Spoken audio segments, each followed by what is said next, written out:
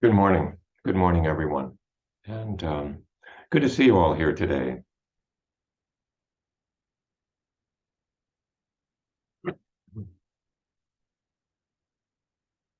Well, we've been talking the last couple weeks about a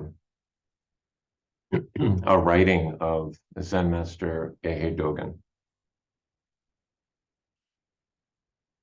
The four methods of guidance for the bodhisattva. Bodhisattva, someone who is dedicated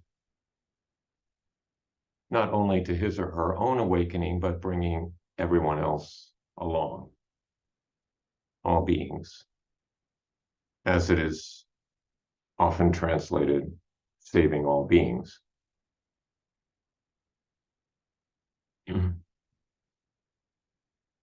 So Dogen is talking about how we do that.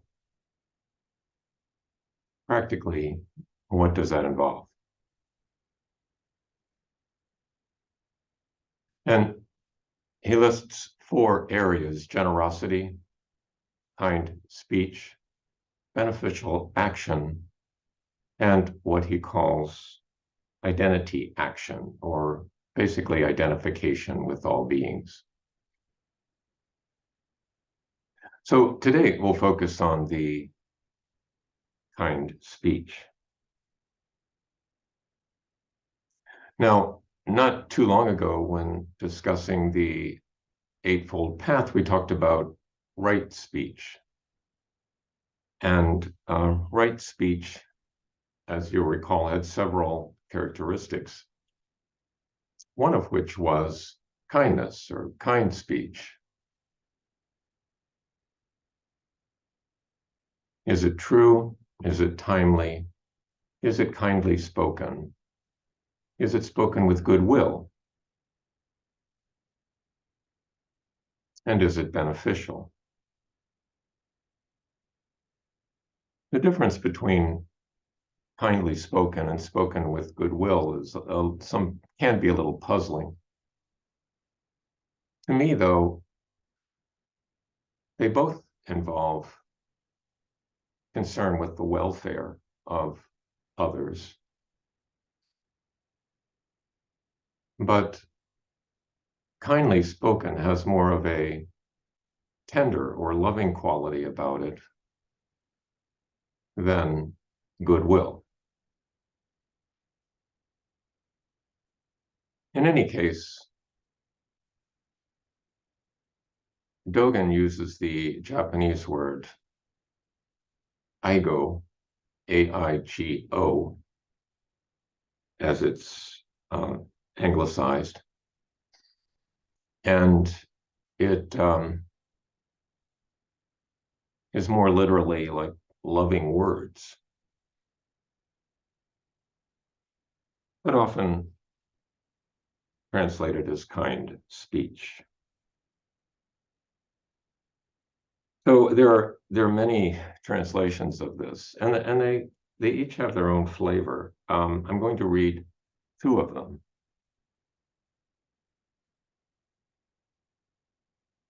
The first by Hubert Neerman, a Buddhist scholar, who translates this short passage as, kindly speech means that when we encounter sentient beings, we first of all give rise to feelings of genuine affection for them and offer them words that express our pleasure in knowing them. To put it more broadly, we do not use language that is harsh or rude. Even in secular society, there are respectful customs for asking others how they are. In Buddhism, there is the master's phrase, may you take good care of yourself. And there is the disciple's greeting, I have been wondering how you are doing. To speak with a feeling of genuine affection for sentient beings, as if is to speak as if they were still newborn babes.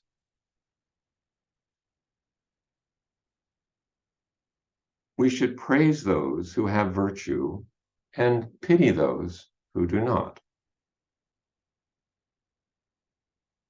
Through our having fondness for kindly speech gradually increases.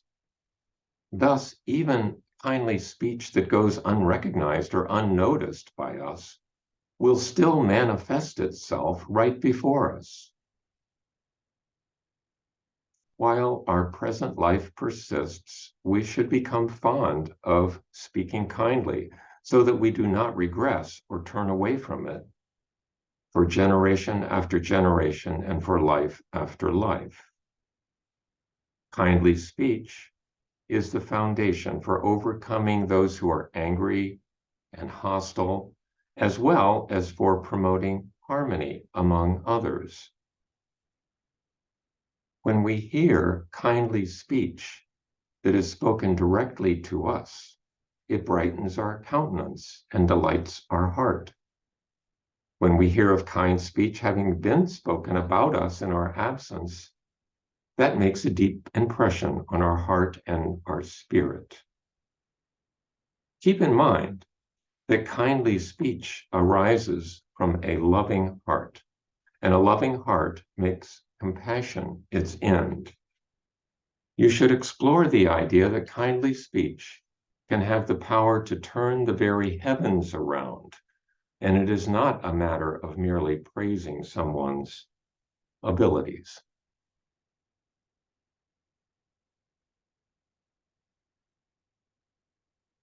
So I'll also read a translation by Tim Wright, who worked with the Zen teacher Uchiyama.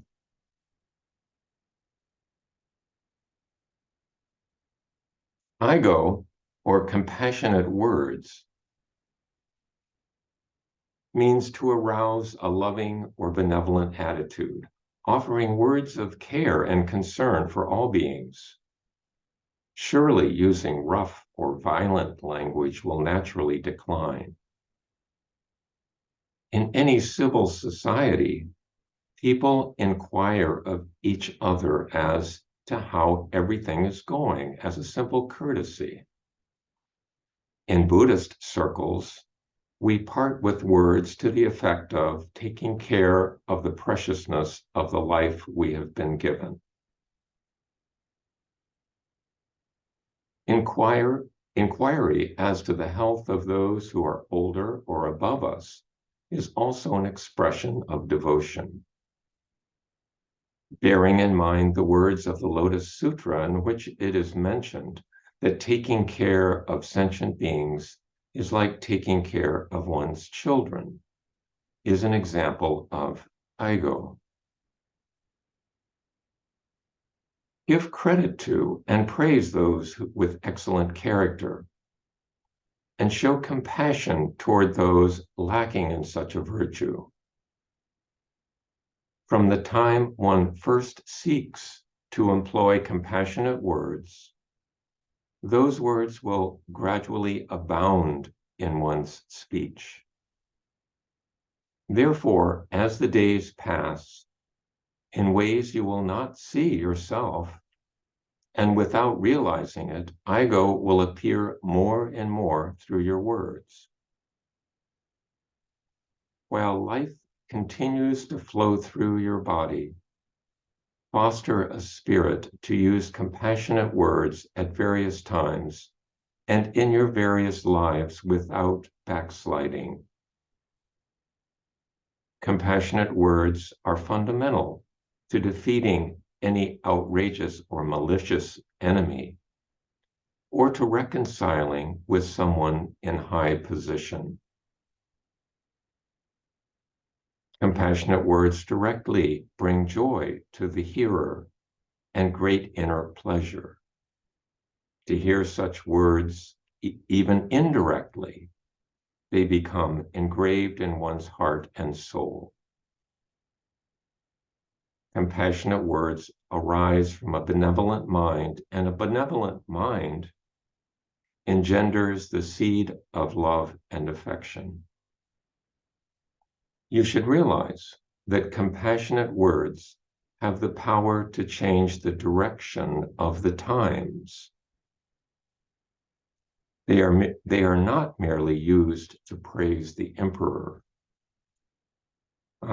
Tim Wright notes that that phrase, they have the power to change the direction of the times, more literally would be good advice has the power to move even the emperor. And then the following sentence, they are not merely used to praise the emperor.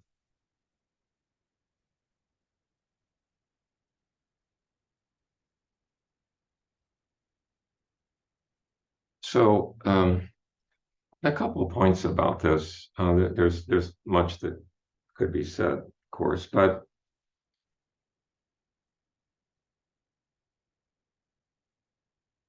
I think it's an important point that Dogen makes that kind speech just doesn't come up without some degree of preparation. It requires first giving rise to feelings of genuine affection or compassion or friendliness. And as we've discussed before, a friendliness can be viewed as just something that comes and goes and you really have no control over it. And sometimes you feel friendly, other times you don't. Or it can be viewed as something that can be cultured, something that can be cultivated and used in our actions and our speech out in the world.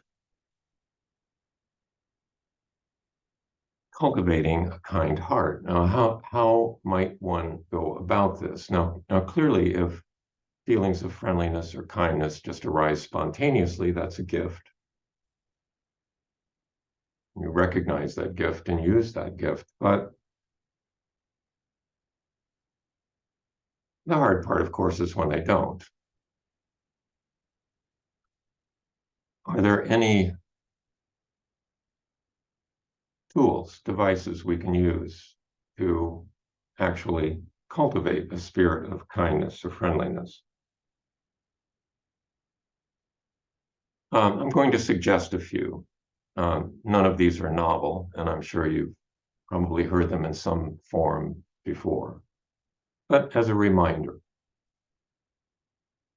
first of all, it's helpful to investigate one's reactions. So if you're having unfriendly or unkind feelings towards someone, or even towards some object, to investigate that. Now, what is going on? What is this? All such reactions arise from causes and conditions. Many, if not most, are irrational. So what is this? Just investigating what's going on can be a helpful place to start. And then another helpful thing is to remember that we never have all the facts, that there's always more to the story, as they say. So that we're always operating with incomplete information. And everyone else is as well, no matter how confident or assertive they may appear. We're all operating with incomplete information. We're all subject to causes and conditions. So just as your reactions and responses have an origin, have a cause, are based in some kind of history, so are everyone else's.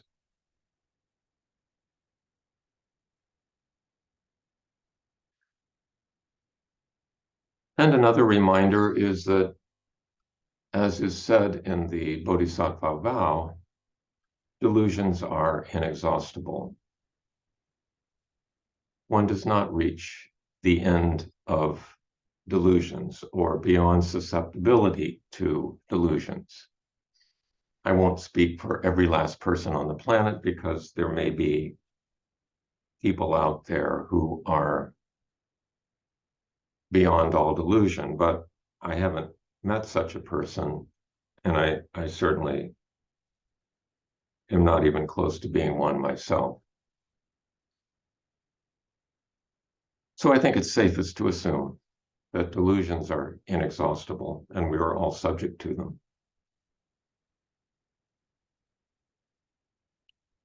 And finally, I think it's helpful to remember the Dharma.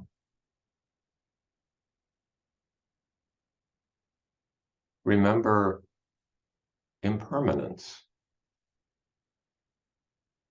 that we're all on this planet alive and breathing for a relatively short period of time, including everyone you meet.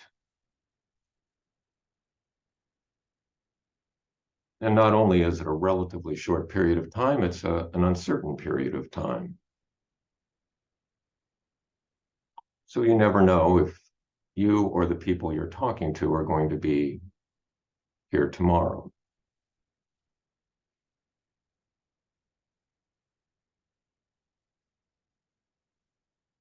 And that tends to put things in perspective. It tends to put issues that may seem very large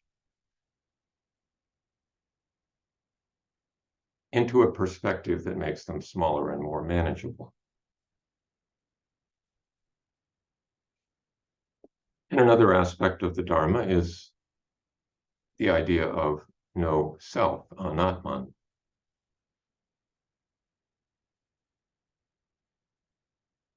That no one, either ourselves or other people that we meet, are fixed. We're constantly in flux, constantly changing. Again, constantly subject to causes and conditions.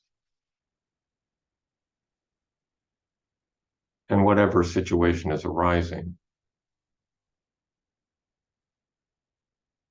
arose because of those causes and conditions, and is not just two fixed bodies opposing one another.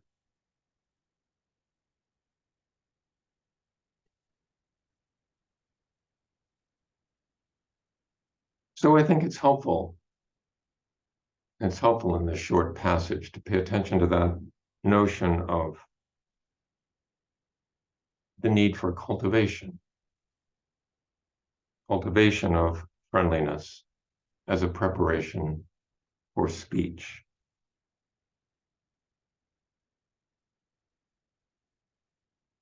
And perhaps another device is suggested by Dogen, and that is to, and this sounds strange to us, perhaps, the usual translation, the more common translation is to speak to others as if you were speaking to a baby. And clearly, he doesn't mean baby talk, and he doesn't mean condescending speech or patronizing speech. But when we talk to a baby, we recognize, or a child, I guess Tim Wright translates it as child, but I think the vast majority of translators translate it as baby. When we speak to a baby or a toddler, we recognize that, okay, this person is not fixed. This is not a fixed person that I'm encountering. This is someone who is learning about the world, who has things to learn. So we may respond to various infractions in the order of things to more in a spirit of being a coach or a teacher or a guide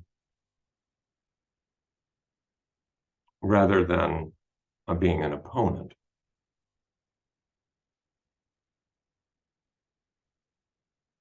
And also when we speak to children, generally, not always, we tend to speak with a kind tone of voice. That comes most naturally, except in certain situations when it has to be cultivated.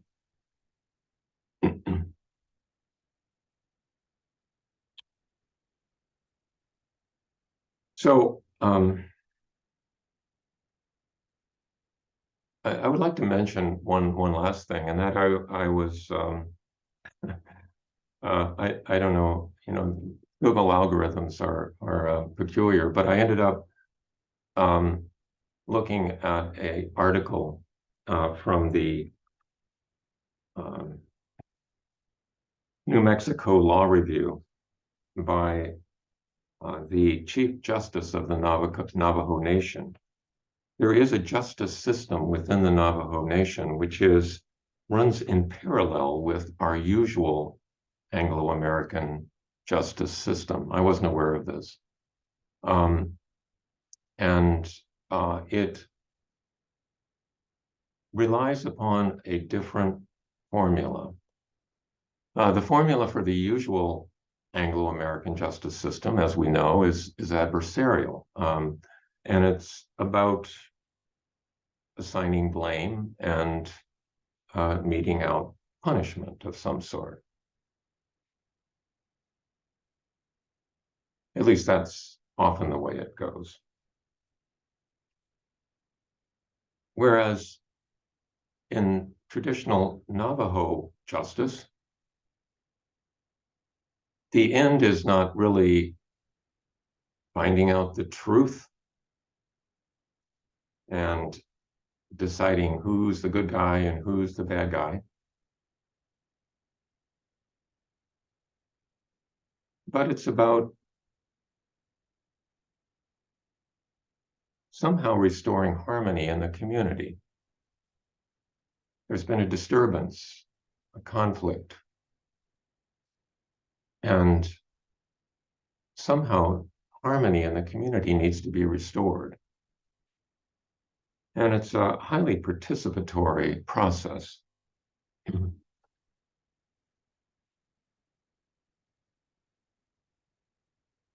But the idea is to somehow recreate a situation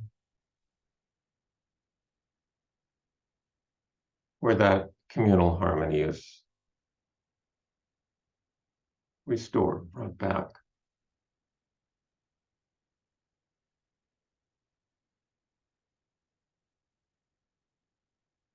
Through some means or another, oftentimes through speech or maybe perhaps some sort of passage of goods or whatever needs to be done. And the affected parties work it out. And the affected parties include not only what we would call the victim and the perpetrator, but also their families, because they're affected as well. And everyone participates in the process of finding some resolution. So we live in a culture that, to me, it seems, has severed many of the communal ties that have traditionally existed, sort of symbolized by interstates cutting right through neighborhoods and just basically destroying any sense of community there. Interstates constructed primarily for the purpose of commerce.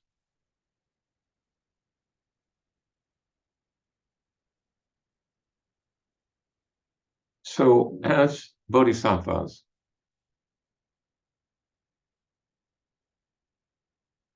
Dogen, I think, is telling us that it's our project, it's our job, it's our work, our mission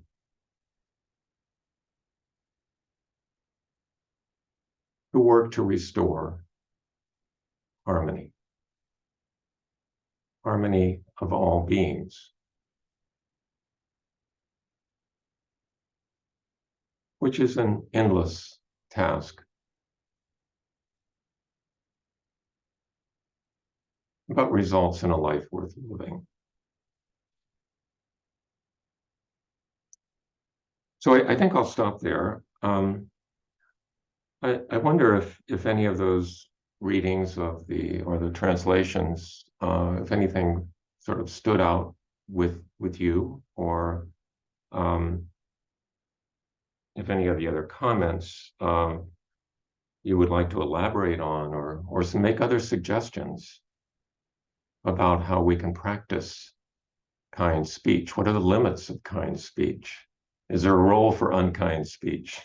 So consider these things, and we'll get back together in a few minutes for discussion. We'll go into breakout rooms now, and just give me one moment to